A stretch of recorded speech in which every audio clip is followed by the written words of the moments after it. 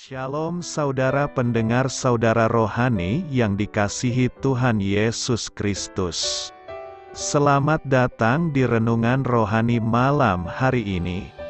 Selamat malam, saya berdoa agar saudara sehat selalu. Semoga Roh Kudus hadir di tengah kita saat ini.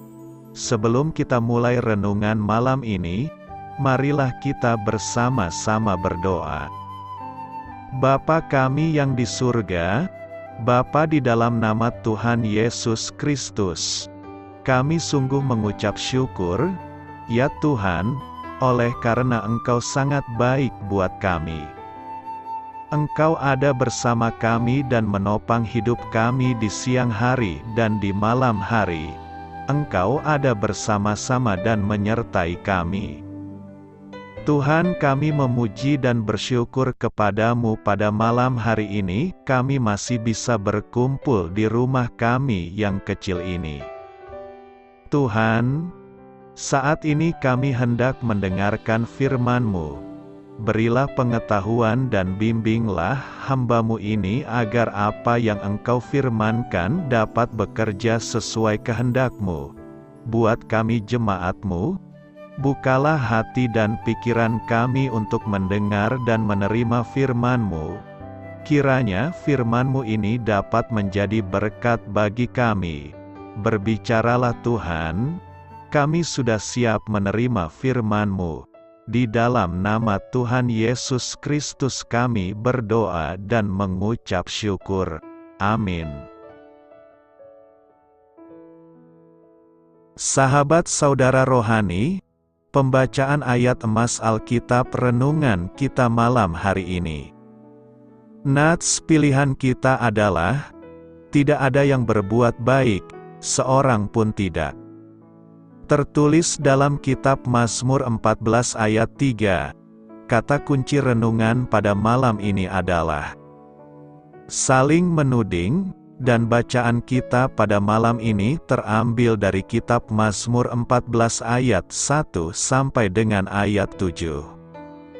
Untuk pemimpin biduan, dari Daud, orang bebal berkata dalam hatinya, tidak ada Allah, busuk dan jijik perbuatan mereka, tidak ada yang berbuat baik. Tuhan memandang ke bawah dari sorga kepada anak-anak manusia untuk melihat. Apakah ada yang berakal budi dan yang mencari Allah? Mereka semua telah menyeleweng, semuanya telah bejat, tidak ada yang berbuat baik, seorang pun tidak. Tidak sadarkah semua orang yang melakukan kejahatan, yang memakan habis umatku seperti memakan roti, dan yang tidak berseru kepada Tuhan? Di sanalah mereka ditimpa kekejutan yang besar. Sebab Allah menyertai angkatan yang benar. Kamu dapat mengolok-olok maksud orang yang tertindas, tetapi Tuhan adalah tempat perlindungannya. Ya, datanglah kiranya dari Sion keselamatan bagi Israel. Apabila Tuhan memulihkan keadaan umatnya, maka Yakub akan bersorak-sorak, Israel akan bersukacita. Terambil dari kitab Mazmur 14 ayat 1 sampai dengan ayat 7.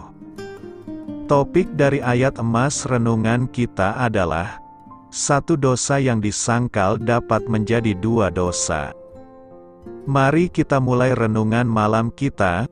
Untuk memulai hal baik, serahkanlah segala sesuatu hanya kepada Tuhan.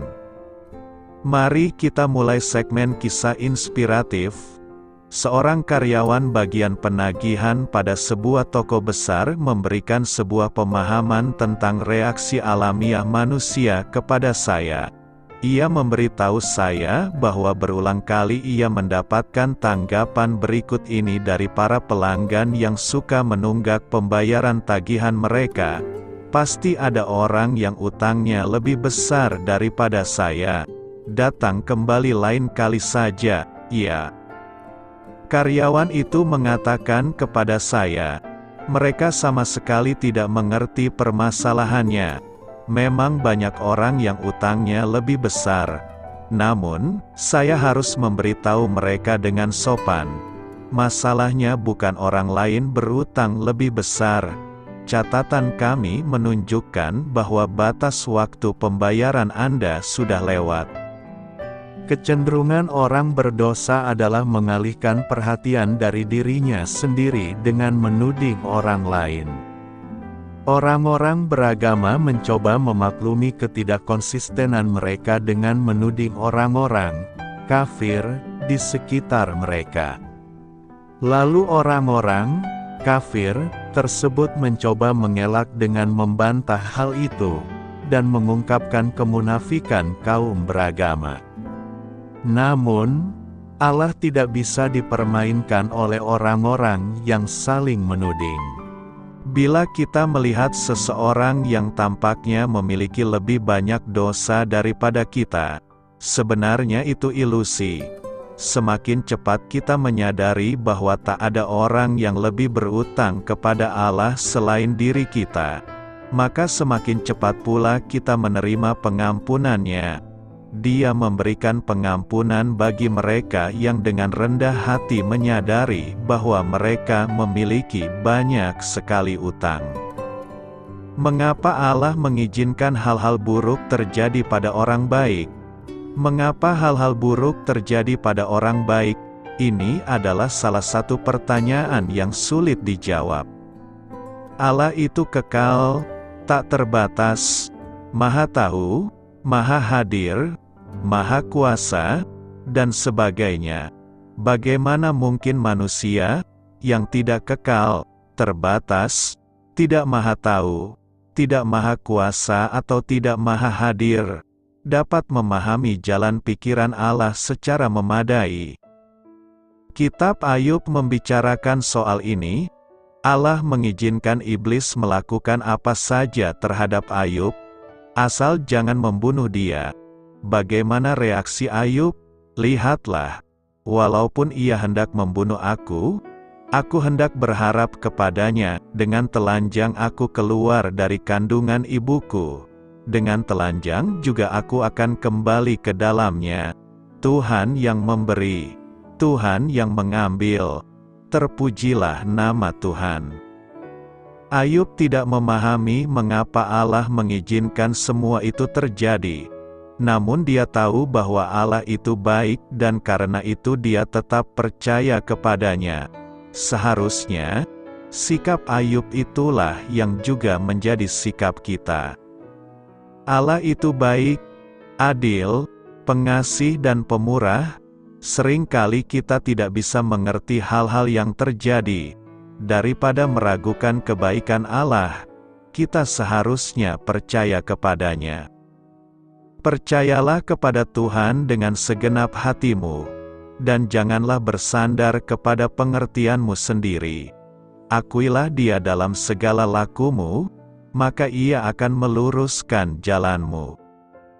Barangkali pertanyaan yang tepat justru, mengapa hal yang baik terjadi pada orang jahat? Allah itu suci, sementara umat manusia berdosa. Anda mau tahu bagaimana Allah memandang manusia? Seperti ada tertulis, tidak ada yang benar, seorang pun tidak. Tidak ada seorang pun yang berakal budi, tidak ada seorang pun yang mencari Allah. Semua orang telah menyeleweng, mereka semua tidak berguna, tidak ada yang berbuat baik, seorang pun tidak. Kerongkongan mereka seperti kubur yang ternganga. Lidah mereka merayu-rayu, bibir mereka mengandung bisa, mulut mereka penuh dengan sumpah serapah. Kaki mereka cepat untuk menumpahkan darah, keruntuhan dan kebinasaan mereka tinggalkan di jalan mereka, dan jalan damai tidak mereka kenal. Rasa takut kepada Allah tidak ada pada orang itu. Setiap manusia di muka bumi ini pantas dilempar ke dalam neraka. Pada saat ini juga, setiap detik yang kita jalani semata-mata hanya karena anugerah Allah. Bahkan, Penderitaan yang paling mengerikan yang kita alami dalam dunia ini masih tidak ada apa-apanya dibandingkan dengan apa yang kita pantas dapatkan, neraka lautan api untuk selama-lamanya. Akan tetapi Allah menunjukkan kasih-Nya kepada kita, oleh karena Kristus telah mati untuk kita, ketika kita masih berdosa, tanpa menghiraukan kejahatan dan manusia kedagingan dari orang-orang di dunia ini, Allah tetap mengasihi kita. Kasih-Nya cukup membuatnya mati menanggung hukuman dosa-dosa kita. Yang kita perlu lakukan hanyalah percaya kepada Yesus Kristus supaya memperoleh pengampunan dan janji rumah surgawi. Apa yang pantas kita dapatkan hanyalah neraka. Apa yang diberikan Allah adalah hidup kekal di surga, asal kita bersedia untuk percaya. Dikatakan, dunia ini adalah satu-satunya neraka yang dialami oleh orang-orang percaya dan dunia ini adalah satu-satunya surga yang akan dinikmati oleh orang-orang yang tidak percaya. Lain kali waktu kita ingin bertanya, mengapa Allah mengizinkan hal-hal buruk terjadi pada orang baik? Mungkin lebih tepat bertanya, mengapa Allah mengizinkan hal-hal baik terjadi pada orang jahat? Pekerjaan Roh Kudus, 1 Korintus 12 ayat 3 berkata, "Karena itu aku mau meyakinkan kamu, bahwa tidak ada seorang pun yang berkata-kata oleh Roh Allah, dapat berkata, terkutuklah Yesus, dan tidak ada seorang pun yang dapat mengaku, Yesus adalah Tuhan, selain oleh Roh Kudus." Pekerjaan Roh Kudus itu luar biasa, mengubahkan hati orang yang tidak percaya menjadi percaya, menobatkan hati manusia yang jahat menjadi benar. Tidak sedikit orang mengeluh, "Kenapa saya sudah menjadi orang percaya tetapi seringkali kerohanian saya tidak stabil? Kenapa rohani saya tidak selalu klimaks dan tidak pernah jatuh? Padahal saya telah bertobat, telah mengundang Roh Kudus memimpin hidupku. Di dalam dunia ini tidak ada seorang pun yang bisa dikatakan sempurna adanya. Semua orang pasti pernah berbuat dosa. Firman Tuhan katanya semua orang telah berbuat dosa dan telah kehilangan kemuliaan Allah. Roh Kudus diberikan supaya bisa memimpin kita kembali kepada kebenaran, menuju kepada keselamatan. Tidak ada orang secara aktif melakukan kebenaran kecuali Roh Kudus yang mengubahkan. Firman Tuhan mengatakan, tidak ada seorang pun yang baik, tidak ada seorang pun yang benar. Semuanya sudah berbuat dosa. Pengakuan akan Yesus adalah Tuhan, Yesus adalah keselamatanku.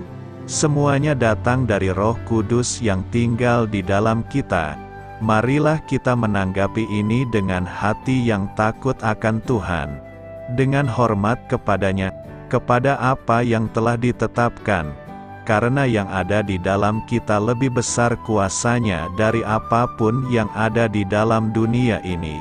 Yesus yang adalah Tuhan kiranya menolong dan memberkati kita sekalian, melalui hidup kita yang mengakui adanya Dia di dalam kita. Nas hari ini memberikan beberapa pelajaran bagi kita, yakni: pertama, jelas bahwa orang yang dipenuhi Roh Kudus tidak mengutuk Yesus. Justru yang keluar dari mulutnya adalah sebuah kesaksian bahwa Yesus itu adalah Tuhan. Kedua, Roh Kudus tidak dapat dibodoh-bodohi dengan segala tipu daya manusia. Dia mengenal siapa kita. Matius 7 ayat 22 berkata, "Pada hari terakhir banyak orang akan berseru kepadaku, Tuhan, Tuhan, bukankah kami bernubuat demi nama-Mu, dan mengusir setan demi nama-Mu, dan mengadakan banyak mujizat demi nama-Mu juga?" Lalu Tuhan menjawab, "Aku tidak mengenal kamu. karena semuanya pekerjaannya itu tidak berasal dari Roh Kudus. Mereka melakukan semuanya untuk dirinya sendiri. Ketiga, dia adalah orang yang setia sampai mati dan rela pikul salib. Pada Roma 10 ayat 9 disebutkan, "Sebab jika kamu mengaku dengan mulutmu bahwa Yesus adalah Tuhan, dan percaya dalam hatimu bahwa Allah telah membangkitkan Dia dari antara orang mati, maka kamu akan diselamatkan.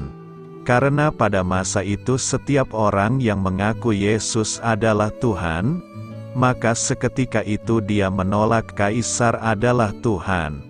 Upahnya adalah maut. Roh Tuhan menuntun dia untuk tetap setia mengaku Yesus adalah Tuhan." Keempat, dia akan hidup dalam kasih. Pada Matius 5 ayat 19, Yohanes 14 ayat 15 dan 21, bahwa orang yang dipenuhi Roh Kudus maka dia akan hidup dalam kasih, menuruti perintahnya, dan mengasihi Tuhan dan sesama.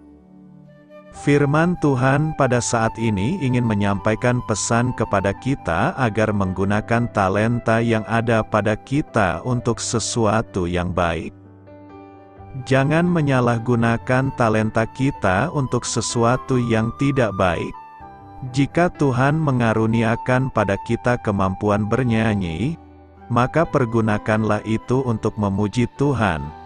Jika Tuhan memberikan karunia untuk bisa lebih cepat mengerti pelajaran, maka pergunakanlah itu untuk menolong teman kita yang mengalami kesulitan saat belajar.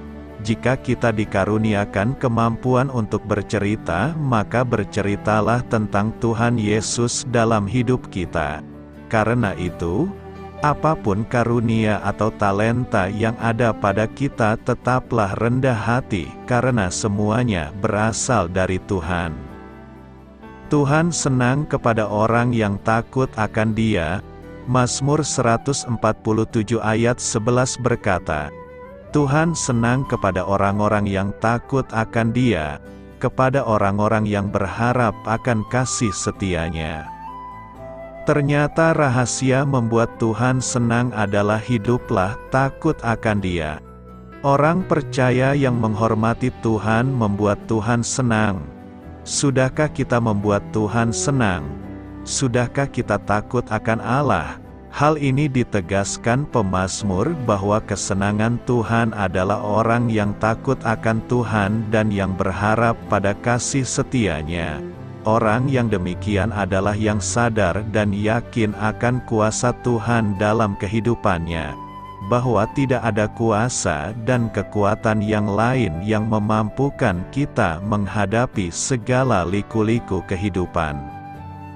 Pemazmur mengajak kita untuk kembali melihat apa yang telah dilakukan Tuhan dalam hidup kita selama ini. Sebagaimana dalam konteks umat Israel, bahwa Tuhan setia dengan janjinya yang mengembalikan umat Israel dari pembuangan Babel. Demikian juga kuasa pemeliharaan Tuhan yang besar terhadap alam ciptaannya.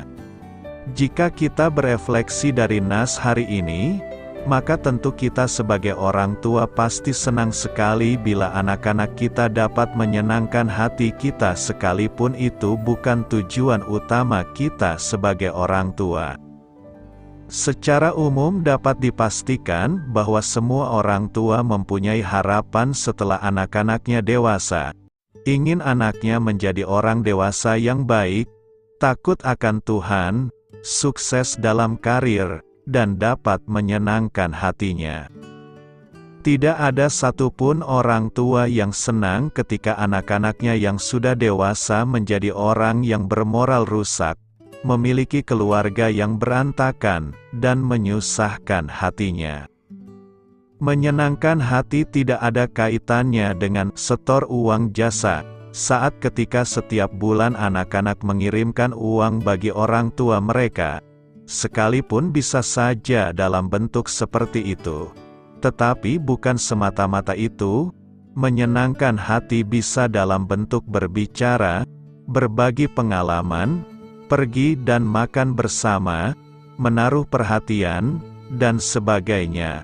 Juga bisa dalam bentuk masih mau mendengarkan nasihat orang tua dan menuruti kehendak orang tua. Itulah bentuk-bentuk sikap yang menyenangkan hati orang tua. Tuhan juga senang dengan sikap-sikap yang demikian. Pemazmur berkata, Tuhan senang kepada orang-orang yang takut akan Dia, kepada orang-orang yang berharap akan kasih setia-Nya. Yang dimaksud dengan orang-orang adalah umat-Nya. Bagaimana kita dapat menyenangkan hati Tuhan? Pemazmur mengungkapkan, takut akan Dia. Jelas pengertian takut di sini bukan seperti seseorang yang dikejar-kejar polisi karena perbuatan jahatnya. Takut berarti taat melakukan kehendak-Nya. Apa yang Tuhan ingin kita kerjakan di dunia ini kita lakukan dengan segenap hati. Jika demikian, maka kita harus senantiasa mencari tahu kehendak Tuhan dalam hidup kita. Kita harus terus-menerus mencari pimpinan Tuhan melalui kebenaran firman-Nya. Dan firman-Nya itu harus kita lakukan dalam kehidupan sehari-hari. Jika kita sama sekali tidak pernah membaca firman Tuhan, mencoba belajar untuk mengerti firman Tuhan, maka jelas itu bentuk nyata bahwa kita tidak takut akan Tuhan. Bagaimana mungkin kita bisa mengerti kehendak Tuhan bila tidak membaca firman Tuhan? Dari mana kita bisa takut akan Tuhan bila kita tidak tahu apa yang dikehendaki-Nya? Hanya melalui firman Tuhan, kita baru bisa mengetahui apa yang harus kita lakukan dengan setia. Itulah yang menyenangkan hati Tuhan. Karena itu, teruslah berusaha menyenangkan hati Tuhan di sepanjang hidup kita. Demikianlah firman Tuhan yang ditulis oleh pemazmur dalam kitab Mazmur 107 ayat 8 berkata, Biarlah mereka bersyukur kepada Tuhan karena kasih setia-Nya, karena perbuatan-perbuatannya yang ajaib terhadap anak-anak manusia. Ketiga, karena kita menyadari bahwa Tuhan bertindak karena baik nama-Nya. Firman Tuhan mengatakan dalam kitab Mazmur 52 ayat 9 berkata, Aku hendak bersyukur kepadamu selama-lamanya, sebab Engkaulah yang bertindak, karena nama-Mu baik, aku hendak memasyurkannya di depan orang-orang yang Kau kasihi. Keempat, karena kejadian yang dialami dahsyat dan ajaib. Alkitab mengatakan dalam kitab Mazmur 139 ayat 14 berkata, Aku bersyukur kepadamu oleh karena kejadianku dahsyat dan ajaib.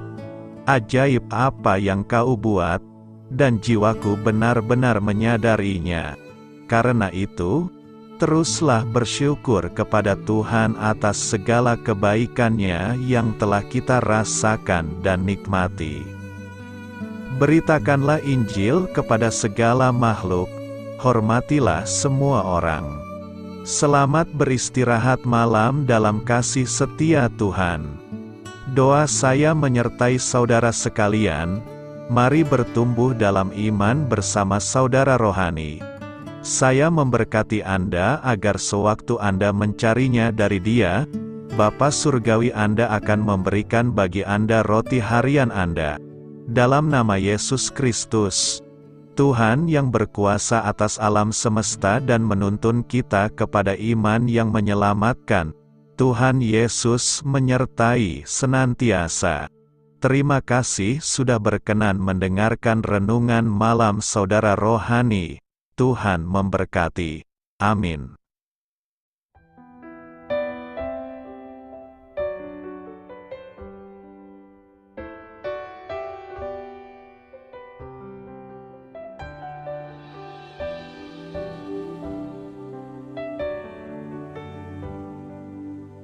Marilah kita renungkan, sahabat saudara rohani, demikianlah renungan firman Tuhan malam hari ini.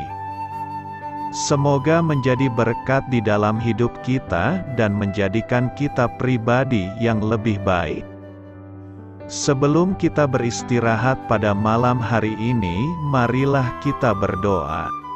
Bapa kami yang di surga, Bapa di dalam nama Tuhan Yesus Kristus, kami sungguh mengucap syukur, ya Tuhan, oleh karena Engkau sangat baik buat kami.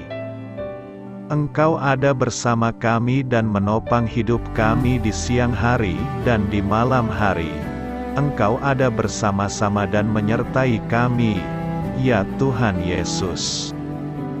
Kami mengucap syukur untuk firman-Mu, ya Tuhan, yang memberikan kami kekuatan dan menyadarkan kami bahwa kami tidak perlu takut dengan gelap dan malam. Sebab Tuhan, Engkau ada bersama kami. Engkau melindungi kami dan menjadi perisai bagi kami hamba-Mu berdoa saat ini. Tuhan, untuk setiap pendengar renungan ini yang mengalami ketakutan, kecemasan, kegelisahan, pada situasi gelap dan malam hari di dalam nama Tuhan Yesus Kristus. Kuasa Tuhan melepaskan mereka dari segala ikatan roh-roh ketakutan yang mengikat mereka saat ini. Tuhan melepaskan setiap anak-anak-Mu dari segala rasa takut dan kecemasan. Di dalam nama Tuhan Yesus segala kuasa-kuasa roh jahat, kuasa setan iblis yang mengganggu anak-anak-Mu, ya Tuhan, tolong hancurkan dan halaukan dengan kuasa-Mu. Dalam nama Tuhan Yesus Kristus, berkati setiap kami anak-anak-Mu, ya Tuhan, dan lindungilah kami. Kami aman di dalam Engkau. Ya Tuhan, penuhilah setiap hati kami dengan keberanian, damai sejahtera, dan sukacita serta ketenangan yang dari Tuhan. Berkati kami di malam hari ini, saat kami tidur dan beristirahat. Kuasa-Mu, ya Tuhan, menaungi setiap kami, memberkati dan melindungi kami. Bangunkanlah kami kembali besok pagi dengan kekuatan yang baru, tubuh yang sehat diberkati Tuhan, dan berkat-berkat yang baru Tuhan sediakan bagi kami. Terima kasih, ya Tuhan, kami sungguh mengucap syukur untuk firman-Mu yang menguatkan kami. Dalam nama Tuhan Yesus Kristus Juru Selamat kami, Bapa kami yang baik, kami mengucap syukur dan berdoa haleluya. Amin. Biarlah firman Tuhan menjadi pengingat untuk kita semua, bahwa tuntunan dari Roh Kudus akan selalu memberi jalan keluar bagi setiap permasalahan hidup kita, dan memberi kedamaian di hati kita. Amin. Sampai jumpa di renungan malam saudara rohani berikutnya.